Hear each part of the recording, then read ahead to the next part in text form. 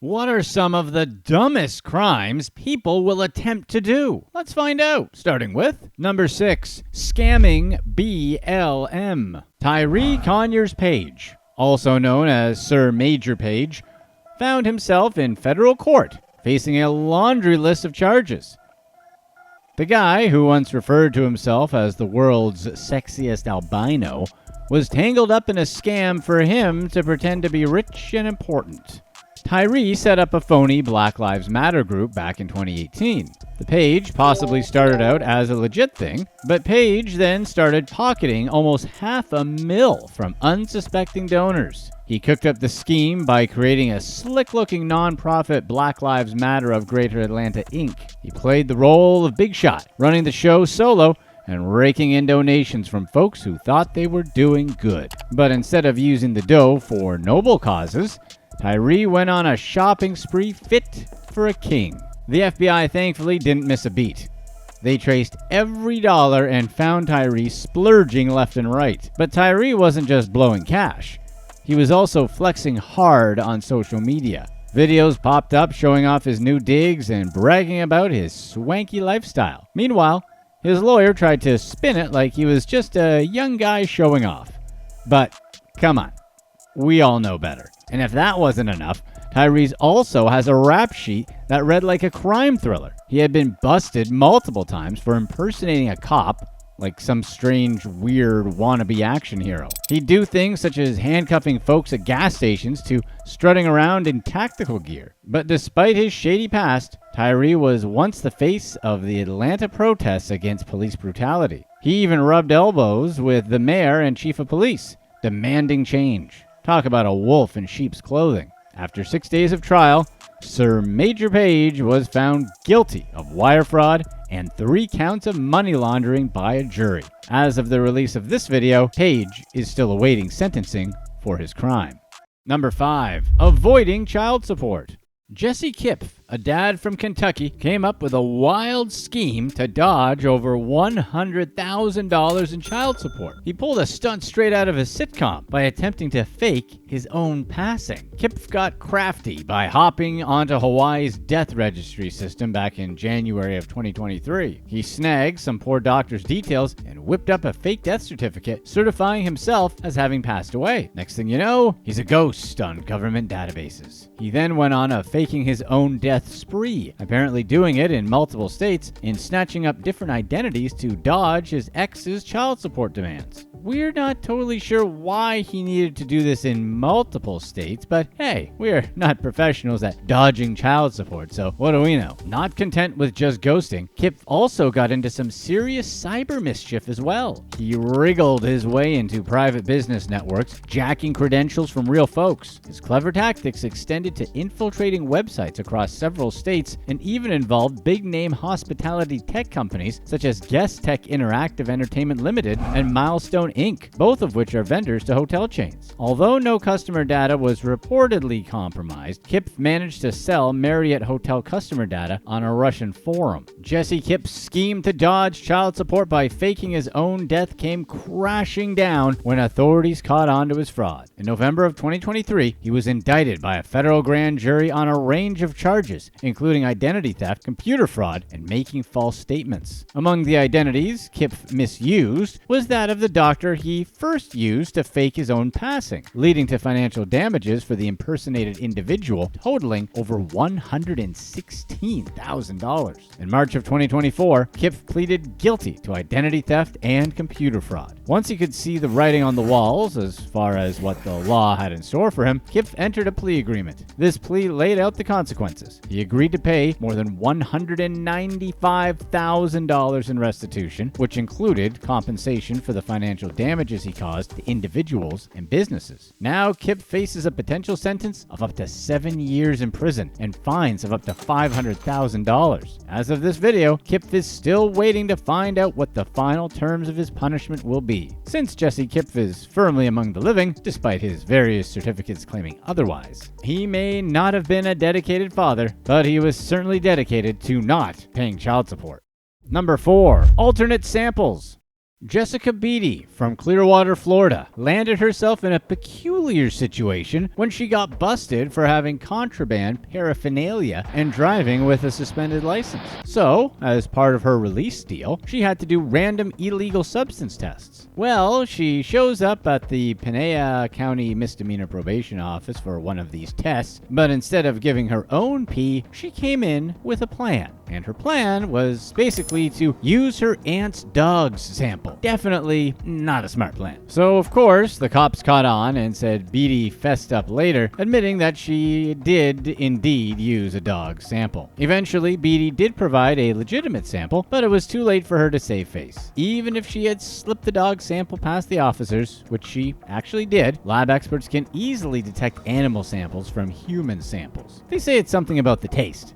Okay, we're just kidding. But if Beatty had done a quick Google search, which would have saved her a whole lot of trouble, she'd know that these lab tests are designed to identify different metabolite profiles, which clearly distinguish human samples from animal samples. In the end, Beatty was charged with a misdemeanor for faking her test. Maybe they'll make her wear a cone of shame as a punishment. Number 3, Coworker Confessions. Brandon Rashaad Johnson, a former employee at the Aria hotel in Las Vegas, hit the go-to-jail-for-free jackpot with the scam. He snagged over $770,000 by cooking up fake refunds on hotel reservations and funneling the dough straight into his own pocket. And this wasn't some quiet crime spree either. Johnson was living it up like there was no tomorrow. Louis Vuitton, check. Versace, double check. Private jets, spa days, and front row tickets to every show in town. You betcha. He even splurged on a fancy new crib, all on the houses, or rather on the hotel's dime. But Johnson's flashy lifestyle caught the eye of a coworker who wasn't buying his tall tales about moonlighting as a private chef to the stars, his favorite explanation for his wealth. Suspicion turned into full-blown investigation mode when this savvy colleague noticed Johnson's refunds were all landing in the same bank account, so the coworker tipped off management. Las Vegas PD swooped in, launching a probe faster and reminding everyone that the house always wins. But Johnson wasn't sticking around, patiently waiting for his arrest. He ghosted his job with nothing but a quick text and disappeared into the night. Eventually, the law caught up with him. Johnson's grand escapade ended with a not-so-grand surrender to the cops as he realized he wasn't going to be able to run for very long. And boy, did he have some explaining to do. Over 200 dodgy refunds traced back to his credit card, bouncing around different bank accounts like a game of hot potato. The stupid thing is how showy Johnson was with his scam. He was getting away with it for a year, and probably could have kept it up far longer if he didn't try to get so much attention. Like the philosopher Taylor Swift once said, haters gonna hate, and haters rat. And for those of you excited about a trip to Vegas, remember, Vegas and those amazing casinos out in the middle of nowhere weren't built because people win. Hopefully the Aria can financially recover from the theft though. Oh, phew, they're fine. Thank goodness. Number 2, fake cop, real cop. Dumb criminal Valerie Portluck landed himself in some serious trouble when he decided to play pretend cop and pull over a van filled with actual cops. Picture this. Portluck cruising around in his black Nissan Sentra like he's on some special police mission when he flips on his emergency lights and honks his air horn to flag down a van in Hicksville, Long Island. What he didn't realize was that the van was packed with Nassau County Police Department detectives from the electronics squad. As soon as the detectives flashed their badges, Portluck hit the gas and bolted. He swerved like a madman into traffic, hitting 85 miles per hour on the Long Island Expressway before real cops caught up with him. The highway patrol nabbed him for criminal impersonation, reckless endangerment, and making a speedy exit from the scene. Can you imagine what was going through his mind when the minute he saw actual badges? Neighbors spilled the tea, saying they had often seen Portluck tinkering with his car, adding flashy emergency lights like he's some kind of wannabe superhero. You'd think he'd try to be a little more discreet around the neighbors, you know? If you're enjoying this video, be sure to stay tuned right here to find out how this guy made the wrong decision of dating his client's ex. Number 1, crime in reality life. Reality TV star Arabella Del Busso, who gained notoriety for her relationship with former National Rugby League star Josh Reynolds and her stints on Australian reality TV, found herself in a whole new kind of trouble. It all started when she landed a job as a receptionist at a medical center. But instead of just punching the clock and answering phones, she decided to play the cash game. Between September of 2019 February of 2020, while she was supposed to be helping patients, she was actually pocketing more than her fair share of green. She managed to swipe roughly $34,000 by convincing clients to pay in cash instead of swiping their cards. But Del Busso wasn't content with just one heist, so she pulled another stunt at the same place. She hustled another $18,000 or so, but this time from a different location. Her tactics were pretty basic. She'd tell patients that the card machine was down and then talk them into handing over cash instead. Del Busso's scheme might have gone undetected if it weren't for a vigilant manager who noticed some funny business in the books. When the numbers didn't add up, auditors were called in, and Del Busso's game was over. The gig was done, and she was handed a one-way ticket to court. Despite all her attempts to dodge the law, from claiming she was too sick to show up in court to blaming the media for her troubles, justice finally caught up with her. She was found guilty of swindling roughly $52,000 from her employer and sentenced to 20 months behind bars. Now, instead of living it up, Del Busso's living behind bars, trading in her glamorous lifestyle for a prison-issued t-shirt and shorts. But even in jail, she couldn't escape the drama. Threats from other inmates left her feeling broken and helpless, a far cry from her days in the limelight. As for her future plans, once she gets out, it's likely back to Melbourne, where she'll go to pick up the pieces of her life and maybe even lace up her gloves for another round in the boxing ring. She actually won her first bout. How many people want more shows with reality stars getting punched? What are some of the stupidest scams that people do? Let's get right into it and start with number 5, playing with fire. Adam McGill stands accused of ripping off taxpayers and laundering cash through an illegal scheme. However, further investigations have revealed that McGill didn't just rip off taxpayers, he also found a way to father a child with the ex-fiancée of a former client. And that former client happens to be behind bars awaiting trial for charges of trafficking and possession. There aren't many more complicated situations than the one Adam McGill has found himself in, but we'll try our best to explain everything clearly. The first thing you should know is that McGill has been charged as part of a 6-man crew following an 18-month Crime and Corruption Commission investigation into the dealings of a Brisbane law firm. The investigations revealed that McGill and his crew were responsible for aggravated fraud, fraudulent falsification of records, and aggravated money laundering. The investigations also revealed that McGill and his crew defrauded taxpayer-funded legal aid service of about $340,000 and then failed to deposit more than $700,000 into a separate trust account. And here's where the story gets dicey. A while back, McGill had an interesting client named Ivan Tessick. If there ever was a criminal name, it's Ivan Tessick. Tessick was held on trafficking charges and was the fiancée of Natalie Lucas, a South African model. McGill took a liking to Lucas, and they started dating while Ivan Tessick was already in custody. So it happened that McGill started dating the fiancée of his client shortly after the client went to prison. It sounds just as bad as it looks.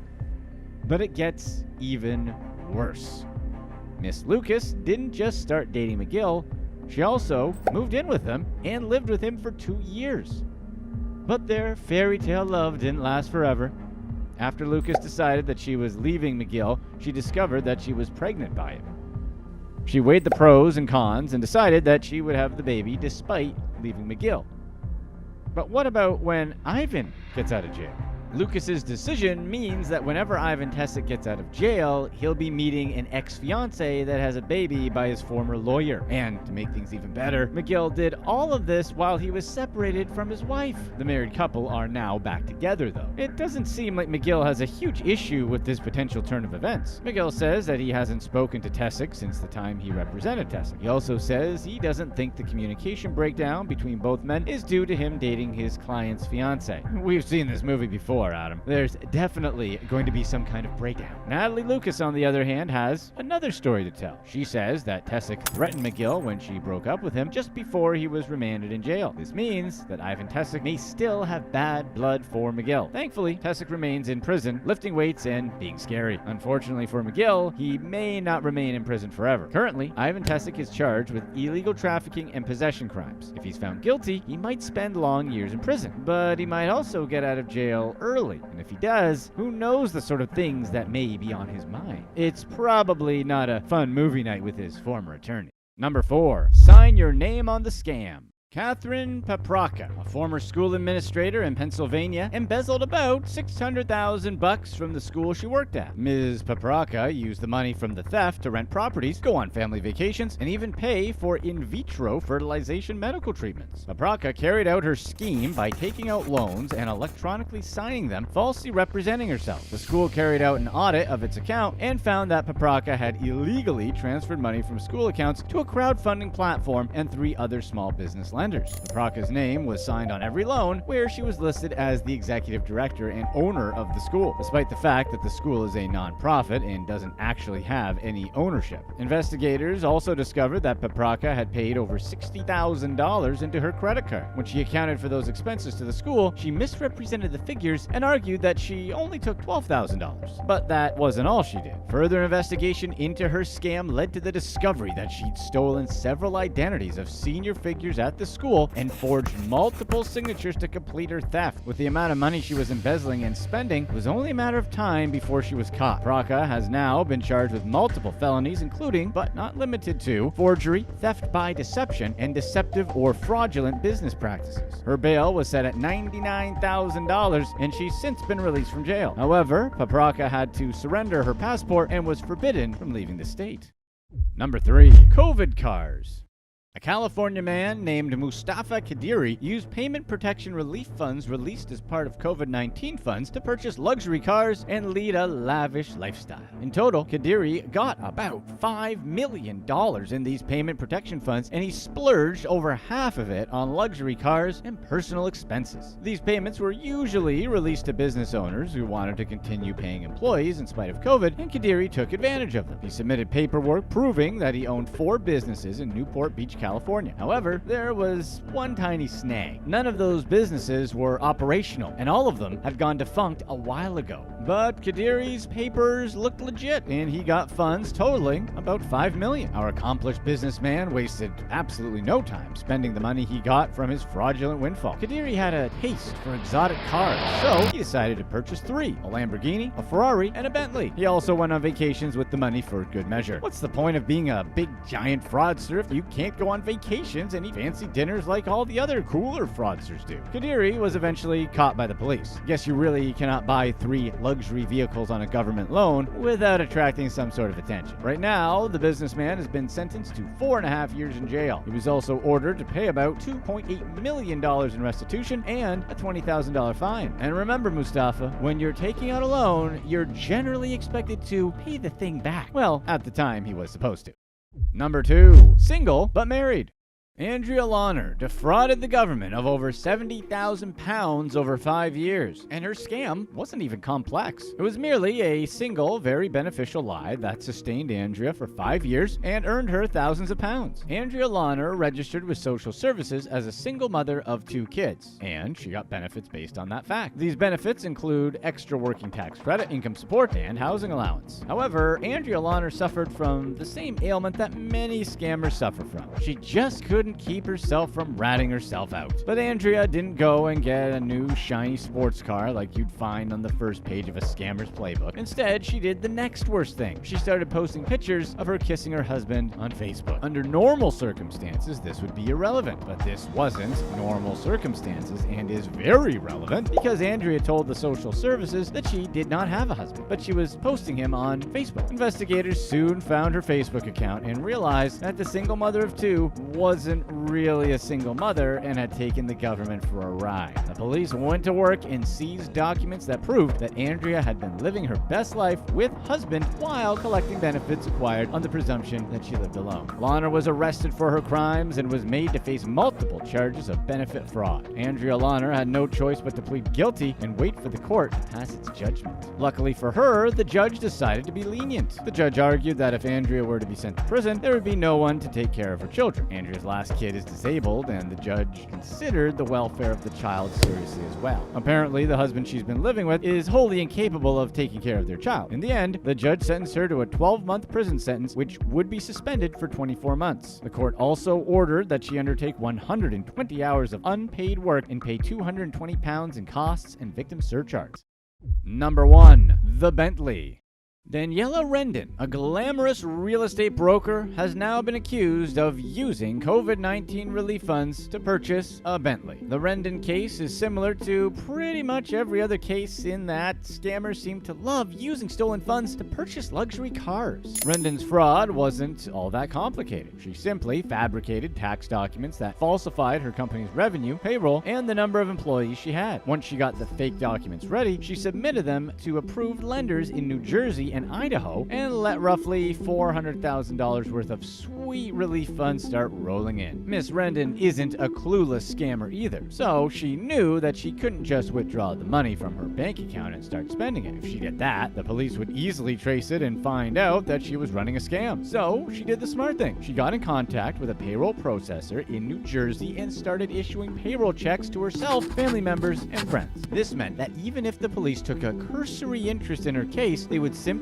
find out that she's been paying employees from the relief funds. It was a great plan, but there was one tiny slip-up. Good old Miss Rendon couldn't simply just keep her money to herself. She felt the need to treat herself, and that's what she did. She got herself a beautiful Bentley Bentayga, rented a posh Biscayne Bay apartment, and paid for some cosmetic work. She also used a part of the money to repair a damaged designer shoe she owned. Rendon couldn't keep her shiny toys to herself forever, and the authorities finally figured out what she was doing. She was soon arrested by the police and was promptly charged with 7 counts of wire fraud, 2 counts of money laundering, and 1 count of aggravated identity theft. If convicted, Miss Rendon could treat herself up to 20 years in prison. Click to watch one of these next videos. Let us know in the comments section what you'd rather do. Give a 10-minute speech in front of 1,000 people or run a marathon.